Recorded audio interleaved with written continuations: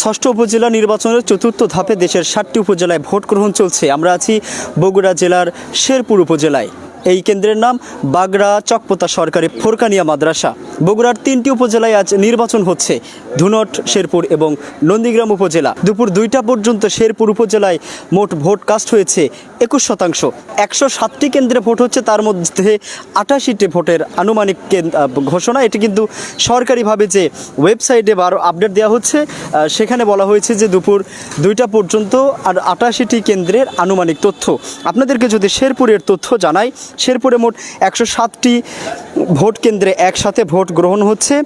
এর মধ্যে কিন্তু 30টি ভোট কেন্দ্র রয়েছে ঝুঁকিপূর্ণ বা গুরুত্বপূর্ণ হিসেবে চিহ্নিত। 10টি ইউনিয়ন এবং 1টি পৌরসভায় শেরপুর উপজেলা নির্বাচনের ভোট গ্রহণ হচ্ছে। সব মিলিয়ে 800টি কক্ষে ভোট গ্রহণ হচ্ছে। এর মধ্যে স্থায়ী রয়েছে 677টি এবং অস্থায়ী ভোট কক্ষ রয়েছে 123টি। দর্শক, আপনাদেরকে আমরা যেই কেন্দ্রে আছি এই কেন্দ্রের অবস্থা না জানালেই নয়।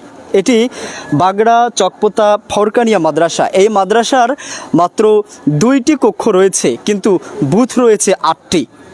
অবাক হচ্ছেন নিশ্চয়ই। আমরা যেমনটি দেখেছি যে একটি কক্ষেই কিন্তু প্রায় 3টি থেকে 4টির মতো আমরা বুথ দেখেছি।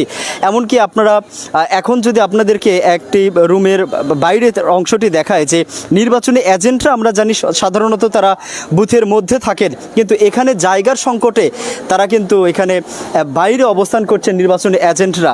এবং এটি আসলে সাধারণ যারা ভোটার তাদের জন্য বা যারা ভোট গ্রহণ করছেন তাদের জন্যই বেশ বিব্রতকর পরিস্থিতি। কিন্তু তবে আমরা যতদূর জেনেছি, এখানকার যিনি প্রিজাইডিং অফিসার রয়েছেন তিনি বলছিলেন যে এই এলাকায় আসলে আশেপাশে ভালো কোনো প্রতিষ্ঠান নেই, যার কারণে বাধ্য হয়েই এই ফোরকানিয়া মাদ্রাসায় কিন্তু এই 2টি কক্ষে আসলে 8টি বুথ বসিয়ে ভোট গ্রহণ কার্যক্রম পরিচালনা করতে হচ্ছে।